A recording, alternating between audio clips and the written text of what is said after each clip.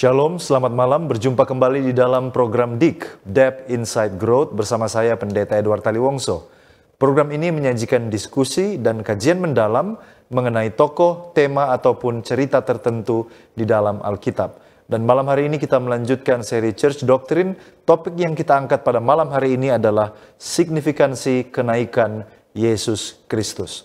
Setelah menjalani pelayanannya di atas dunia ini dan mati menjadi tebusan bagi orang berdosa, Yesus Kristus dibangkitkan sebagai pertanda bahwa dia telah mengalahkan maut.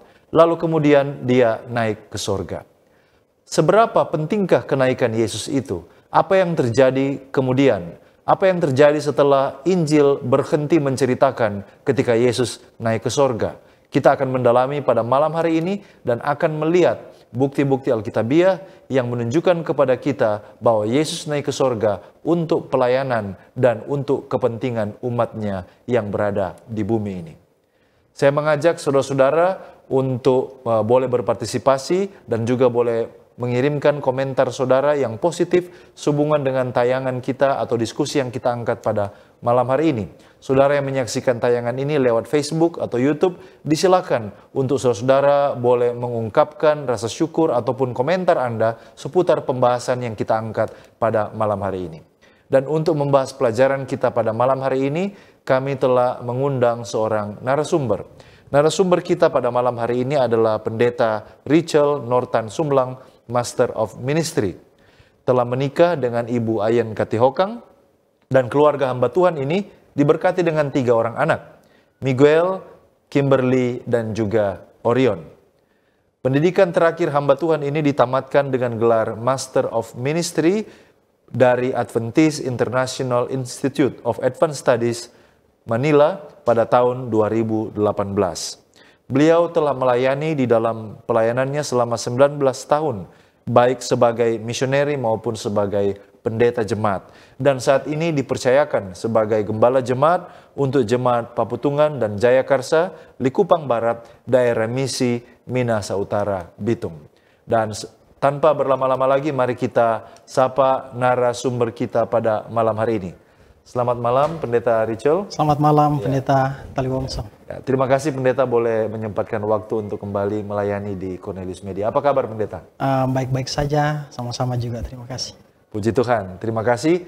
Dan terima kasih di tengah-tengah kesibukan pelayanan boleh menyediakan waktu untuk datang di studio Cornelius Media.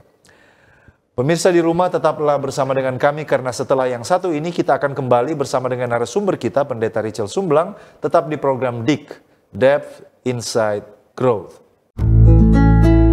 Diskusi dan kajian mendalam mengenai tokoh, tema, atau cerita tertentu di dalam Alkitab. Memberikan motivasi dan bimbingan untuk menggunakan metode yang tepat dalam membaca Alkitab. Selalu saksikan program Depth Insight Growth setiap hari Jumat pukul 19 waktu Indonesia Tengah di YouTube channel Cornelius Media, Bridge to the Truth.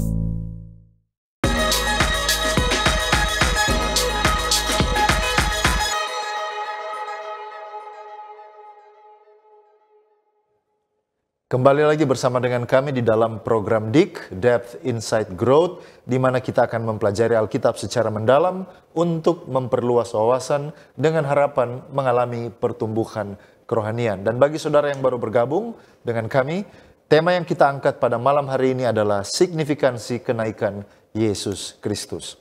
Pemirsa di rumah, kita akan membaca kitab suci, tetapi sebelumnya, mari kita berdoa untuk meminta tuntunan Roh Kudus. Bapa Tuhan kami, Allah yang bertakhta di dalam kemuliaan sorga, hati kami dipenuhi dengan ucapan syukur untuk kesempatan yang Tuhan berikan, di mana kami boleh mempelajari firman-Mu pada kesempatan ini. Terima kasih Engkau telah mengutus hamba-Mu Pendeta Richel Sumlang yang akan menjadi narasumber, yang akan membahas topik yang sangat penting bagi iman Kristiani, yaitu mengapa dan apa tujuan Yesus kembali naik ke sorga. Urapilah kami, terangi hati kami dengan kuasa Roh Kudus-Mu, agar kiranya kami dapat mendiskusikan pelajaran Alkitab ini, dan ini boleh membawa manfaat rohani yang besar bagi pemirsa yang menyaksikan tayangan ini. Terpujilah namamu, di dalam nama Yesus Kristus kami sudah berdoa. Amin. Amin. Pemirsa, kami ajak Anda untuk bergabung dalam pembacaan firman pada malam hari ini. Dan ayat yang akan kita baca terdapat dalam buku Kisah Para Rasul 1 ayat 9 sampai ayatnya yang ke-11. Kisah Para Rasul 1 ayat 9 sampai 11. Sesudah ia mengatakan demikian, terangkatlah ia disaksikan oleh mereka, dan awan menutupnya dari pandangan mereka. Ketika mereka sedang menatap ke langit, waktu ia naik itu, tiba-tiba berdirilah dua orang yang berpakaian putih dekat mereka, dan berkata kepada mereka, "Hai orang Galilea, mengapakah kamu berdiri melihat ke langit? Yesus ini yang terangkat ke sorga meninggalkan kamu akan datang kembali dengan cara yang sama seperti kamu melihat dia naik ke sorga." Demikianlah pembacaan kitab suci yang akan menjadi pengantar sebelum kita akan berdiskusi pada saat ini. Baik, kita langsung saja kepada diskusi kita. Pendeta, bolehkah pendeta jelaskan sebelum kita masuk lebih dalam tentang seberapa signifikan kenaikan Yesus Kristus ini? Bolehkah pendeta memberikan sedikit latar belakang tentang kenaikan Yesus Kristus itu? Disilakan. Terima kasih Pendeta Taliwongso. Ya. Jadi setelah Yesus dia bangkit dari antara orang mati, Anda bisa lihat nanti itu dalam Kisah pasal 1 ayat 3, Ya. bagaimana Yesus menunjukkan akan dirinya. Pertama kepada wanita yang ada di dekat kubur, di dalam Matius pasal 28, Ya. dia menunjukkan dirinya. Dan kemudian juga dia tunjukkan dirinya kepada murid-muridnya dalam Lukas pasal 24. Ya. Dan bukan cuma itu saja, Yesus menunjukkan dirinya kepada 500 muridnya. Ya. Kalau saya lihat bahwa Yesus dia membuktikan dirinya bahwa dia sudah bangkit. Benar-benar bangkit ya. Ya, benar-benar bangkit. Dan kemudian bukan cuma itu, bahkan Yesus menggunakan waktunya untuk mengajar. Ya. Mengajar Sesudah kebangkitan ini. sesudah kebangkitan dia menggunakan waktunya untuk mengajar murid-muridnya tentang kerajaan Allah itu sendiri dalam Kisah Para Rasul pasal 1 ayat 3. Ya. Nah, setelah 40 hari Yesus bangkit, kemudian Yesus dan murid-muridnya berangkat ke Bukit Zaitun dekat Yerusalem. Dan di sana kemudian kita tahu bahwa Yesus berjanji kepada para pengikutnya bahwa nantinya mereka akan menerima kuasa Roh Kudus. Dan Yesus katakan agar supaya nanti mereka harus diam dulu di Yerusalem untuk menantikan kegenapan janji yang diberikan. Dan kemudian Yesus memberkati mereka. Ya. Waktu Yesus memberkati mereka, perlahan-lahan dia mulai terangkat. Jadi setelah dia ucapkan berkat, Ya. dia mulai terangkat, naik ke surga.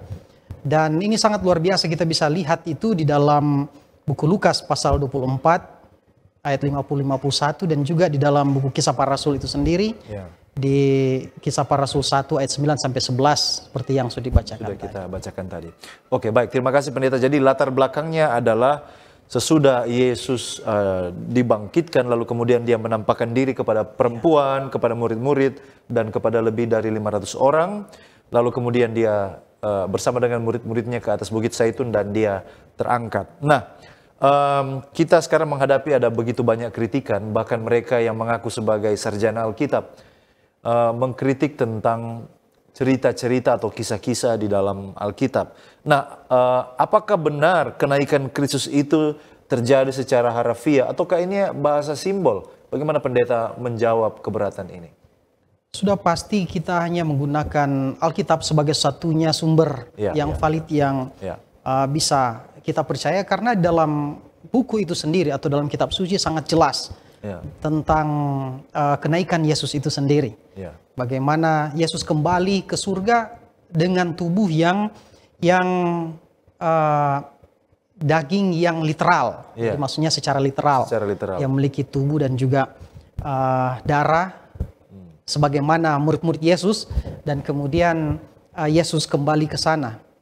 Dan ada dua malaikat yang waktu itu bersama-sama dengan mereka waktu Yesus terangkat. Mereka sudah tidak lihat Yesus lagi. Dan kemudian dua malaikat ini dia berkata, Anda bisa lihat itu di dalam Kisah Para Rasul 1 ayat 11. Bahwa Yesus ini dia terangkat dengan cara yang sama juga kamu akan lihat dia kembali. Ya, karena Jadi berarti bukan secara harfiah tetapi secara literal juga dia akan kembali. Mereka akan lihat kondisinya seperti itu dan dia memiliki tubuh yang sama, tidak secara rohani. ya, jadi memang benar ini bukan simbol ya, ini bukan simbol tapi memang sebuah peristiwa di dalam sejarah yang benar-benar terjadi bahwa Yesus itu dia yang naik ke surga dan dia yang sama juga itu yang nanti akan datang kembali. Kira-kira itu poin yang saya dapatkan jawaban dari narasumber kita Pendeta Richel Sumblang.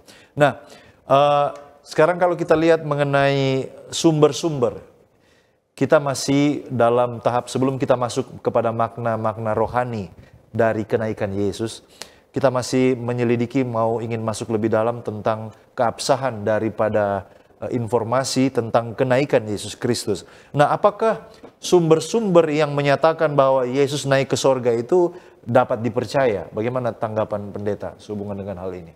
Ya, terima kasih. Memang ini menjadi satu pertanyaan bagi orang kebanyakan. Sangat penting memang untuk kita mengetahui sumber itu. Sudah pasti saya, saudara, dan kita semua sini tidak ada di sana waktu itu. Ya. Jadi yang kita dapatkan adalah sumber-sumber di dalam Alkitab itu sendiri.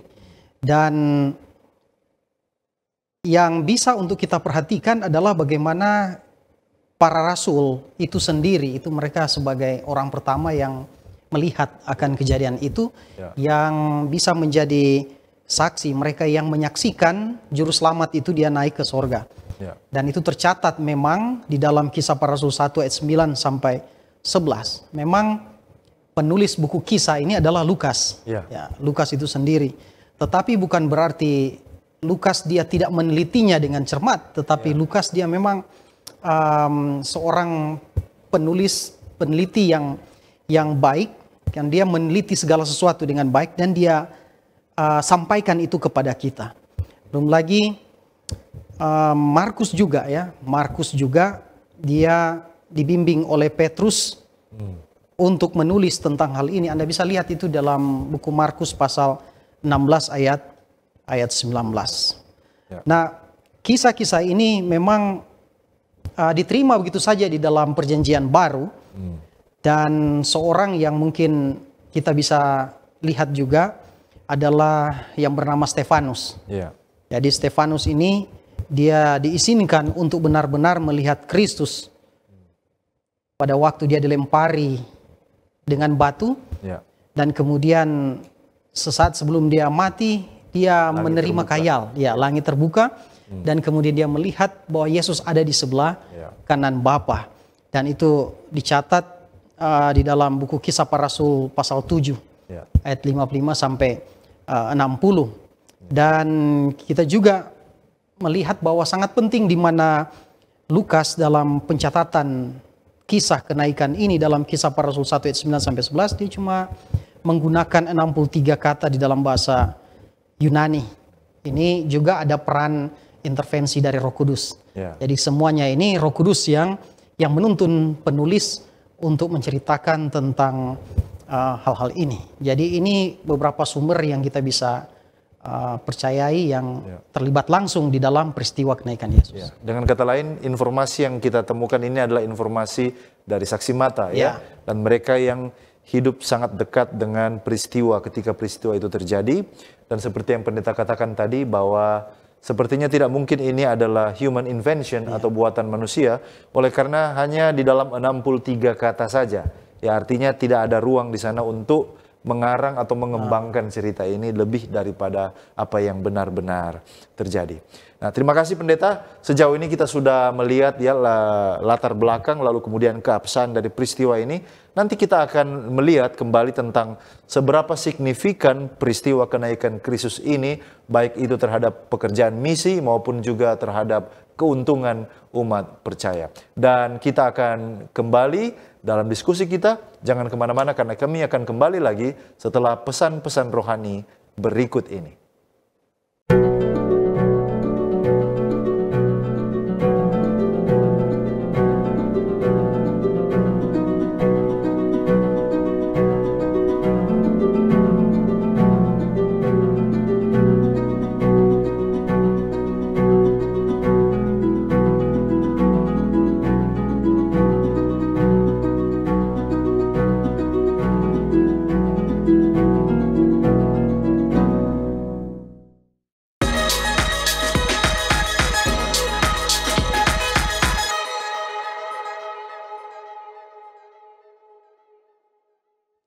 Kembali lagi di program DIK, Depth Insight Growth, dan tadi kita sudah mendengarkan latar belakang dari peristiwa kenaikan Yesus Kristus dan bagaimana peristiwa ini benar-benar terjadi di dalam sejarah dan kita dapat mempercayai mereka yang mencatat atau melaporkan terjadinya peristiwa ini. Sekarang kita lanjutkan masih bersama dengan narasumber kita, Pendeta Richel Sumblang, yaitu tentang signifikansi kenaikan Yesus Kristus. Nah, yang pertama yang saya ingin tanyakan adalah kira-kira apa signifikansi kenaikan Kristus ini terhadap pekerjaan misi penyelamatannya di atas dunia ini? Ya, ini adalah merupakan inti pembahasan kita sebenarnya pada saat ini.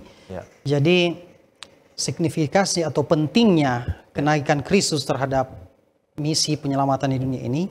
Yang pertama adalah ini sebenarnya adalah menandakan akhirnya atau akhir dari pelayanan Yesus di dunia ini. Karena Bapa sudah mengutus dia ke bumi ini, sudah pasti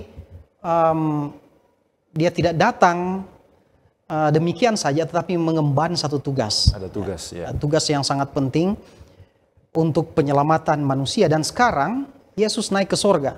Dia kembali kepada Bapa.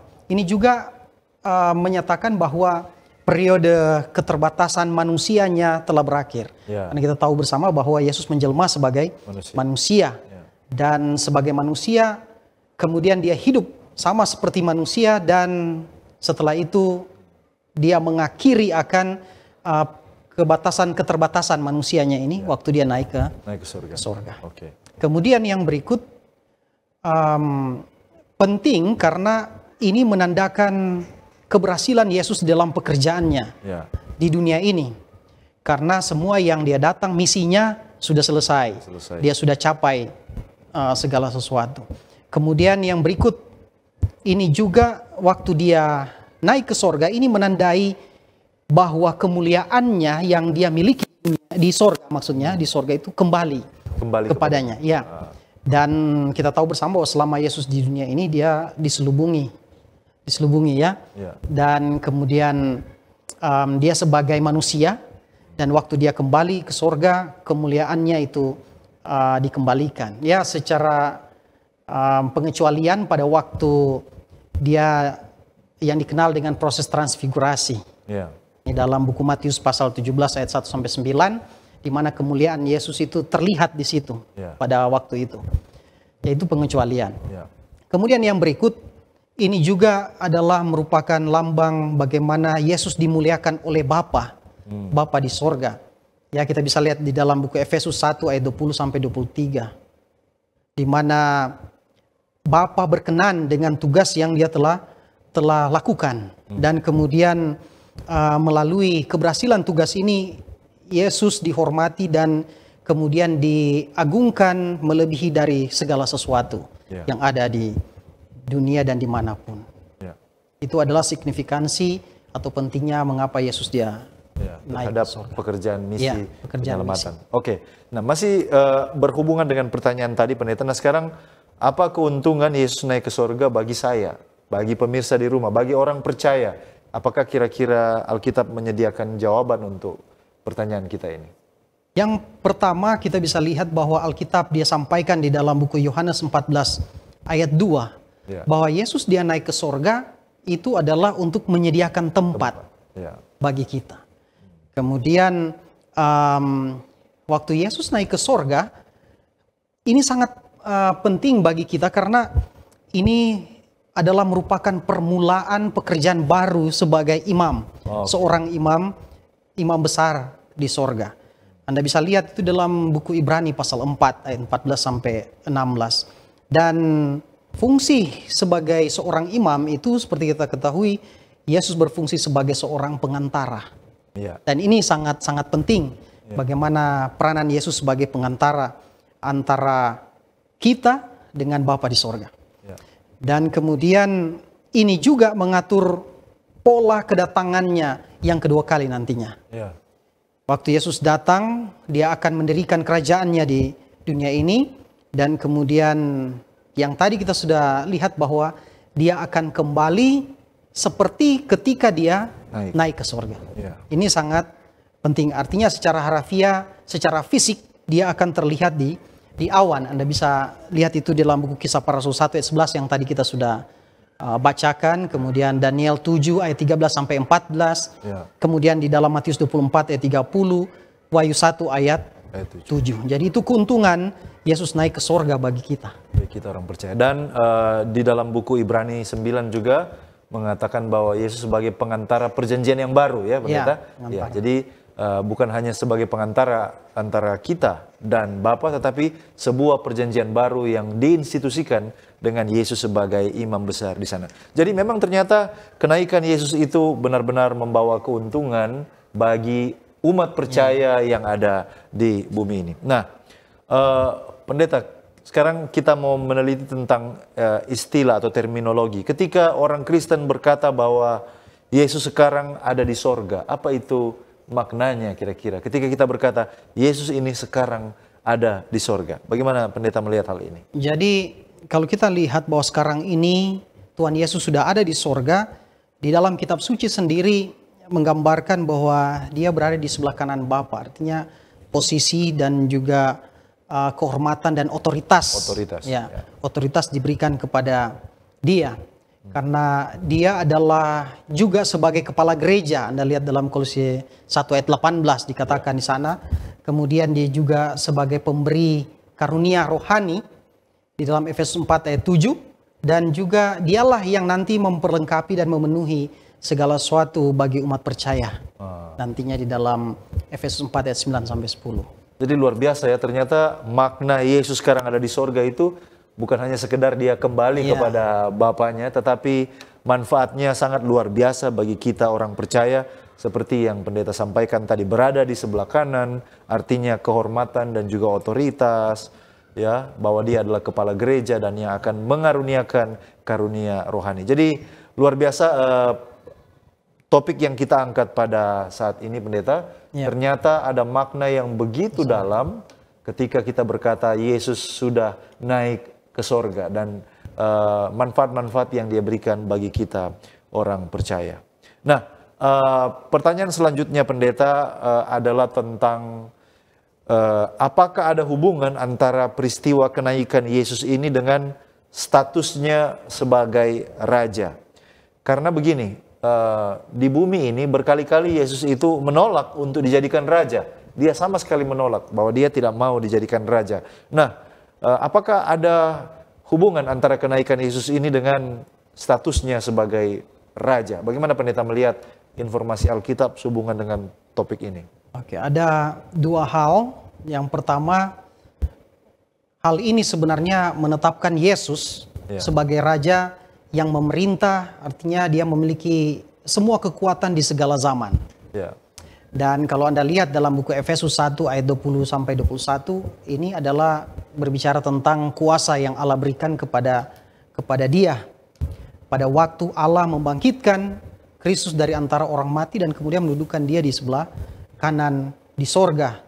Dan itu melampaui segala otoritas, segala kuasa yang ada. Dan melampaui segala nama, di atas segala nama. Jadi Yesus sekarang ini dia berada di sebelah kanan Bapa di sorga, dan ini merupakan hal yang sangat luar biasa. Seorang yang bernama Peter O'Brien, dia jelaskan bahwa para pembaca tidak hanya berpartisipasi dalam kehidupan kebangkitan Kristus, tetapi mereka juga ambil bagian dalam pemulihan dan kemenangannya atas kuasa-kuasa. Jadi Yesus sebagai pemenang, dia memiliki kuasa di atas segalanya. Kemudian yang paling penting juga bagi kita, bagaimana hubungan kenaikan Yesus dengan statusnya sebagai raja ini. Yang kedua adalah dia memberi kita, dari kita semua manusia berdosa, akses.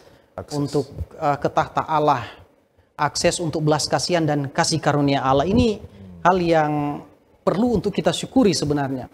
Karena tadi tugas Yesus sebagai imam besar dalam Ibrani 4 ayat 14. Kita punya seorang imam besar yang melintasi sorga. Jadi kata melintasi sorga ini sebenarnya adalah bahasa kenaikan. Bahasa kenaikan karena Yesus sudah melewati surga kemudian duduk di sebelah kanan Bapa. Itu tercatat dalam Ibrani 1 ayatnya yang ketiga. Nah sekarang hasilnya bagi kita adalah kita bisa mendekat kepada tahta Allah dengan penuh keberanian. Ya. Ini supaya kemudian kita boleh diberkati Tuhan pada waktunya. Anda bisa lihat itu dalam Ibrani 4 ayat 16. Ya, mungkin saat ini kita sedang menghadapi masalah-masalah kehidupan. Ya. Apakah mungkin kita sedang mengidap penyakit kanker dan kemudian sementara melawannya kita mungkin menghadapi berbagai jenis kepahitan atau juga mungkin pengkhianatan, kesombongan dan juga keputusasaan. Nah, keberadaan Yesus di sorga ini memberikan kepada kita satu keberanian. Ya. Keberanian iman untuk supaya kita boleh datang kepada Tuhan lewat doa. Lewat doa. Dan karena kita tahu Yesus sebagai perantara kita. Perantara kita. Ya. Jadi ternyata sangat luar biasa. Di dunia ini dia berkali-kali ingin dijadikan sebagai raja, tapi dia menolak. Tapi kemudian ketika dia naik ke sorga, benar-benar dia berkuasa bahkan atas seluruh kekuatan dan kekuasaan, bukan hanya di planet bumi ini. Ini sangat menarik oleh karena kelihatannya kalau kita seandainya cerita Injil itu hanya berhenti sampai ketika Yesus disalibkan oleh pemerintah Roma, maka kita melihat Yesus ditaklukkan oleh pemerintah Roma, pemerintah atau kekuatan yang politik yang paling kuat pada waktu itu. Tetapi dengan naiknya dia ke sorga, justru menyatakan diri, dia dilantik sebagai raja di atas segala raja, bahkan di seluruh alam semesta ini. Bagaimana pendeta melihat hal ini? Apakah itu benar, pendeta, kira-kira? Iya, jadi kekuasaan Tuhan ini, Yesus Kristus maksudnya memberikan satu motivasi rohani bagi kita secara pribadi. Saya secara pribadi. Oke. Terima kasih. Dan semua pergumulan yang kita alami di dunia ini, kita dapat langsung sampaikan kepada Bapa. Oleh karena pendeta katakan tadi, kita memiliki akses, ya, bukan lewat malaikat, bukan lewat rasul atau nabi, tapi kita punya direct access langsung kepada Bapa Tuhan kita melalui Yesus Kristus. Nah, ini sangat luar biasa kebenaran ini, yang mungkin ketika kita belajar Alkitab sesuatu yang agak terabaikan, ya, betapa pentingnya kenaikan Yesus Kristus. Sebenarnya ada satu juga yang saya mau tambahkan sehubungan dengan hal ini, bahwa bagaikan kita di sebuah pengadilan, kita memiliki masalah, dan biasanya kita mengetahui bahwa jika seandainya di dalam pengadilan itu ada dalam tanda kutip orang dalam, maka kebanyakan ini bisa jadi cepat menyelesaikan keuntungan bagi kita. Nah, sama juga dengan Yesus di sorga, itu dia sebagai orang dalam kita dalam tanda kutip untuk kita bisa menyampaikan kita punya permohonan dan sebagainya, dan itu akan diselesaikan oleh Tuhan dengan cara Tuhan. Dan kitab Ibrani katakan bahwa dia telah dicobai dalam segala titik, tapi dia tidak berbuat dosa. Artinya dari semua makhluk yang ada di sorga, dialah yang benar-benar mengerti kita. Karena dia pernah merasakan apa artinya dicobai sebagai seorang manusia. Nah, ini adalah sebuah kebenaran yang sangat luar biasa seandainya kita renung-renungkan signifikansi dari kenaikan Yesus Kristus. Baik, pendeta, masih ada pertanyaan lagi yang akan kita tanyakan. Dan saudara-saudara, tetaplah bersama dengan kami karena kita akan ikuti pesan-pesan rohani berikut ini.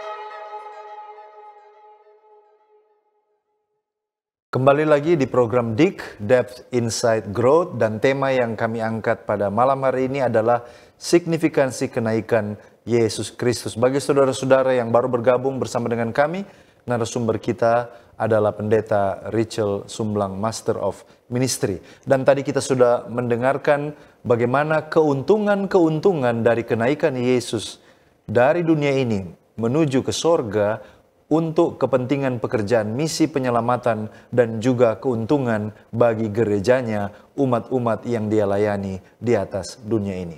Nah, sekarang kita akan melanjutkan tentang nubuatan ataupun kata-kata Yesus sendiri.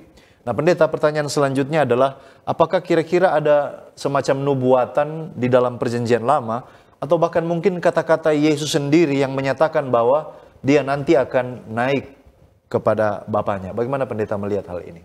Ya, kita lihat bahwa 1000 tahun sebelum Yesus lahir, Ya. 1000 tahun sebelum Yesus lahir, nubuatan tentang kenaikan Yesus itu telah disampaikan oleh seorang raja yang sangat terkenal, yaitu Raja Daud sendiri. Jadi dia mengumumkan khususnya akan penobatan Tuhan, di mana dia akan nantinya berada di sebelah kanan Bapa. Dan bisa kita baca di dalam Mazmur 110 ayatnya yang pertama. Mazmur 110 ayat pertama, dalam perikop penobatan Raja Imam, Mazmur Daud. Demikianlah firman Tuhan kepada Tuanku, duduklah di sebelah kananku, sampai kubuat musuh-musuhmu menjadi tumpuan kakimu. Ini adalah merupakan pernyataan daripada Tuhan, nubuatan kepada Yesus bahwa suatu saat nanti Yesus akan berada di sebelah kanan Bapa di sorga. Itulah sebabnya melalui Raja Daud dikatakan bahwa demikianlah firman Tuhan kepada Tuanku. Tuanku yang dimaksudkan sini adalah Yesus itu sendiri, untuk duduk di sebelah kanan sampai kubuat musuh-musuhmu menjadi tumpuan kakimu. Ini adalah nubuatan yang telah ada nubuatan-nubuatan yang lain juga, tetapi ini salah satu yang menyatakan tentang kenaikan Yesus. Nanti dia akan ada di sorga, yang akan duduk bersama dengan Bapa di sorga. Kemudian pada waktu juga Yesus dia diadili di hadapan Sanhedrin pada waktu itu, di hadapan juga orang-orang Yahudi, Yesus juga kasih tahu kepada imam besar yang ada waktu itu, dia kasih tahu bahwa nantinya dia akan duduk di sebelah kanan. Dia dipenuhi nantinya dengan kekuasaan. Jadi kita boleh lihat itu dalam Matius pasal 26 ayatnya yang ke-64. Matius 26 ayat 64.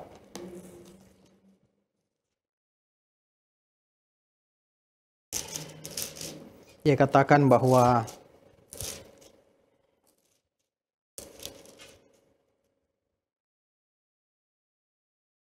jawab Yesus, engkau telah mengatakannya. Jadi ini ketika imam besar bertanya kepada Yesus di ayat 63, dia bilang begini. Tetapi Yesus tetap diam, lalu kata imam besar itu kepadanya, demi Allah yang hidup, katakanlah kepada kami, apakah engkau Mesias, anak Allah atau tidak? Ayat 64 jawab Yesus, engkau telah mengatakannya, akan tetapi aku berkata kepadamu, mulai sekarang kamu akan melihat anak manusia duduk di sebelah kanan yang maha kuasa dan datang di atas awan-awan di langit. Nah, ini adalah perkataan nubuatan Yesus sendiri yang menyatakan bahwa suatu saat dia akan berada di sorga dan dia akan bersama-sama dengan Bapa di sorga, dipenuhi dengan kekuasaan yang besar.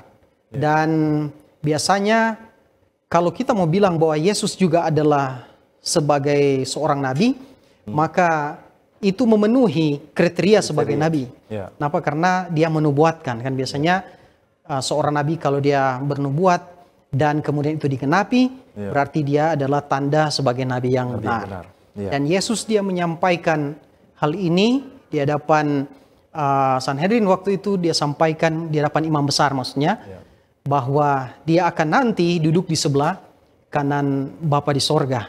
Dan itu menyatakan bahwa kalau dari sudut pandang sebagai seorang nabi, berarti Yesus adalah seorang nabi yang benar. Nabi yang benar.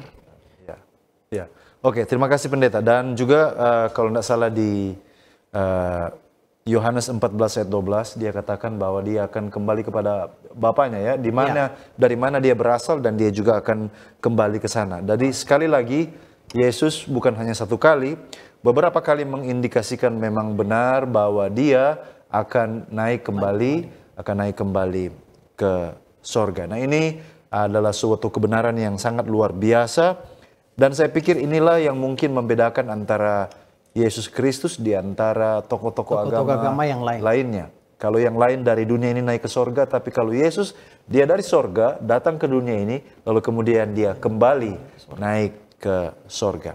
Nah, oke. Nah, pendeta, setelah melihat nubuatan dan juga ucapan dari Yesus sendiri, pertanyaan selanjutnya adalah, sekarang kita sebagai orang percaya, bagaimana fakta atau kebenaran kenaikan Yesus ke sorga ini mempengaruhi cara kita berdoa sebagai umat percaya? Bagaimana ini mempengaruhi cara kita berdoa?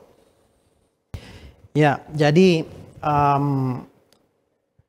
hal ini memang merupakan hal yang sangat penting, khususnya juga bagi kita, itu sangat berpengaruh dalam kehidupan kita tentang bagaimana Yesus naik ke sorga dan bagaimana kita dengan penuh keberanian nantinya akan datang kepada Yesus. Nah, inilah yang sebenarnya dirasakan Musa ketika Tuhan mengutus dia untuk berbicara dengan Firaun. Ada ketakutan sebenarnya. Ketakutan untuk menghadap Firaun. Kita tahu bersama bahwa Musa sendiri membuat banyak sekali alasan karena dia merasa bahwa sudah tidak bisa lagi untuk berbicara dengan Firaun. Dia alasan bahwa bahasanya ini sudah campur baur karena ada bahasa tertentu yang harus diucapkan, dan kemudian dia merasa sangat tertekan. Tetapi ini yang kemudian Musa sendiri dia telah rasakan, dan seharusnya lah kita dalam menghadap Tuhan nantinya tidak akan merasakan demikian. Jadi itu ada perbedaan. Tidak ada rasa canggung atau rasa rasa berpikir bahwa kadang-kala kita mencoba berpikir begini, untuk menghadap Tuhan biar pendeta Joyang, pendeta sudah yang berdoa, atau adalah lebih baik kalau dalam perkumpulan yang besar, kemudian perkumpulan besar itu berdoa, dan mungkin itu yang lebih diterima di sorga. Kadang-kala mungkin kita berpikir saya punya doa ini cuma sampai di loteng. Nah, tetapi sebenarnya melalui keberadaan Yesus di sorga, maka kita akan mengerti bahwa inilah keberanian iman kita. Kita secara pribadi dapat datang kepada Tuhan melalui doa, menyampaikan semua persoalan beban kehidupan kita secara bebas. Tidak ada yang perlu kita takutkan, karena dalam kitab Ibrani sendiri mengatakan bahwa kita memiliki seorang imam besar yang agung. Nah, coba kita pikirkan tentang hal ini, bahwa Yesus di sana ada untuk kita. Sebagai perantara yang dia juga adalah sebagai yang pernah merasakan semua kesulitan yang kita hadapi. Dan kemudian dia ada di sana sebagai, tadi saya sudah katakan, sebagai orang kita. Jadi dengan bebasnya kita bisa menyampaikan akan semua pergumulan kita. Jadi pada waktu kita berdoa, maka kita naik bersama dengan iman kita di sorgawi, di mana Yesus berada di situ. Karena Yesus ada di sebelah kanan Bapa, dan waktu kita berdoa di sana, kita berada di sebelah Kristus, dan dia ada untuk saya dan saudara-saudara juga di sana. Jadi sebagai orang Kristen kita harus mengerti bahwa kita tidak sendirian. Kita tidak berdoa sendirian. Karena waktu kita berdoa, Yesus juga mendoakan kita. Sebagai penyambung lidah juga kepada Bapa di sorga, karena Tuhan tahu kita punya keterbatasan bahasa. Kita mau sampaikan, kadang-kala kita mau sampaikan sesuatu, kalau misalnya kita mau menghadap penguasa, kita harus sampaikan dengan tata cara yang sejelas-jelasnya, yang benar. Tetapi luar biasanya waktu kita menghadap Tuhan, kita sampaikan saja apa yang ada dalam isi hati kita. Nanti Tuhan yang akan mengatur segala sesuatunya di sana. Sehingga kemudian apa yang menjadi keluhan terdalam kita itu Tuhan Bapa di sorga kemudian akan mendengarnya. Itu mengenai masalah-masalah kehidupan yang kita rindu untuk doakan, apalagi untuk masalah keselamatan, keselamatan kita. Allah di sana adalah untuk Yesus di sana sebagai imam besar adalah untuk masalah yang satu ini, masalah keselamatan kita sendiri. Intinya jangan pernah kita merasa bahwa aduh saya cuma sendiri atau mungkin doa saya ini tidak terdengar. Ya, ya.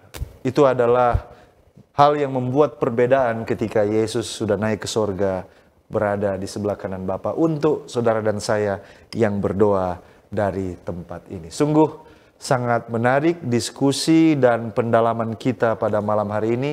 Dan saya percaya kita semua sangat terberkati lewat program ini.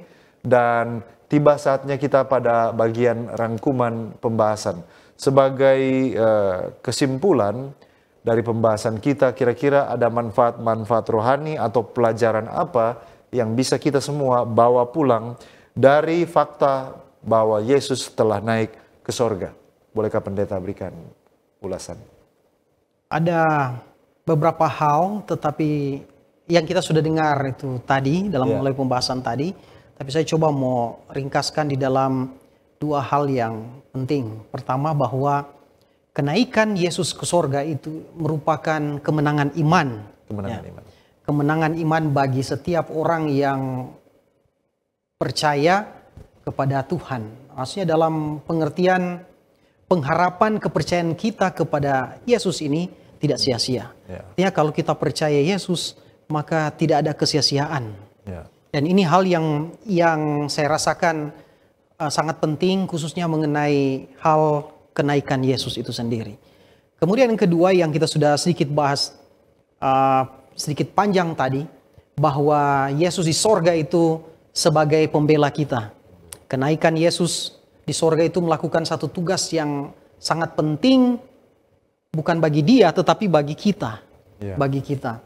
Dia memberikan kepada kita kesempatan kedua. Ya, kesempatan pertama mungkin kita gagal. Kesempatan pertama yang kita bisa lihat kejatuhan Adam dan Hawa, itu kejatuhan manusia. Dan kita gagal dalam hal ini.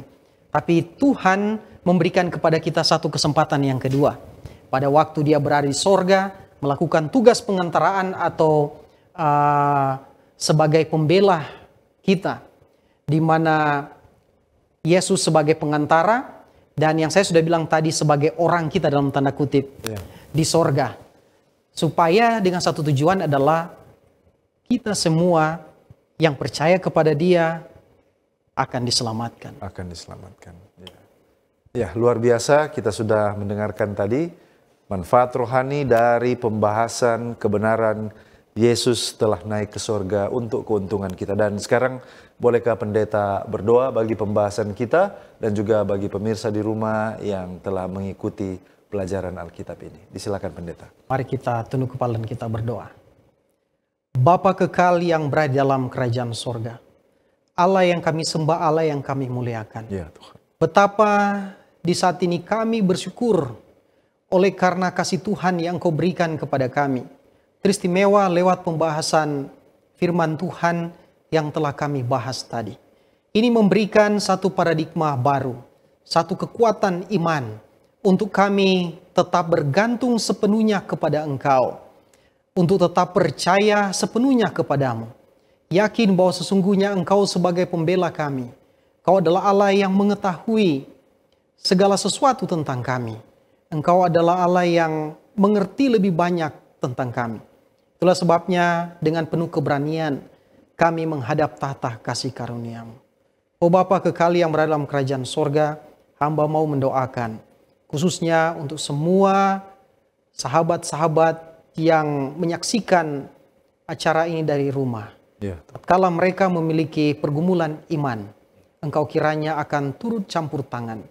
Dan biarlah pembahasan firman ini akan menguatkan mereka untuk datang, memiliki keberanian percaya untuk datang kepadamu. Amin. Mendoakan ya Bapa untuk mereka yang sakit dalam pergumulan kesehatan. Biarlah kiranya Engkau mau memberikan kesembuhan. Mendoakan juga bagi mereka yang lemah iman. Engkau kiranya memberikan kekuatan. Oh Bapa kekal yang dalam kerajaan sorga, kami yakin dan percaya bahwa hanyalah dengan kuasa Tuhan kami semua boleh bersama-sama dengan Engkau. Engkau kiranya mengurapi kami semua ya Bapa di dalam kehidupan ini, untuk kami boleh lebih bersandar kepada Tuhan. Benar. Hamba mau menyerahkan juga khususnya untuk Cornelius Media. Biarlah Engkau memberkati mereka di dalam semua acara yang mereka laksanakan, yang mereka jalankan, akan menguatkan iman kami. Mendoakan juga untuk Pendeta Taliwongso di dalam kehidupannya setiap hari. Biarlah Engkau kiranya memberkati dia, berikan kesehatan, kekuatan, hikmat dari sorga. Mendoakan bagi semua staf kru yang ada, Engkau kiranya memberkati mereka. Biarlah semangat dari sorga akan selalu menjadi bagian mereka. Hamba mau menyerahkan semuanya ini ke dalam tangan Tuhan. Di dalam nama anak-Mu Yesus kami sudah berdoa mengucap syukur kepadamu. Amin. Amin. Puji Tuhan untuk pembahasan topik yang sangat menarik pada malam hari ini, dan saya secara pribadi mengucapkan terima kasih kepada narasumber kita, Pendeta Richel Sumblang. Terima kasih Pendeta. Terima kasih. Dan terima kasih oleh karena Pendeta sudah mengambil waktu dan berbagi sudut pandang dari firman Tuhan. Kiranya berkat rohani yang sudah kami terima akan dikembalikan kepada Pendeta bersama dengan keluarga di dalam pelayanan di jemaat yang dipercayakan oleh Tuhan. Terima kasih juga kepada pemirsa di rumah yang tetap setia bersama dengan kami sampai saat ini dan terus membagikan link tayangan ini kepada orang-orang yang terkasih.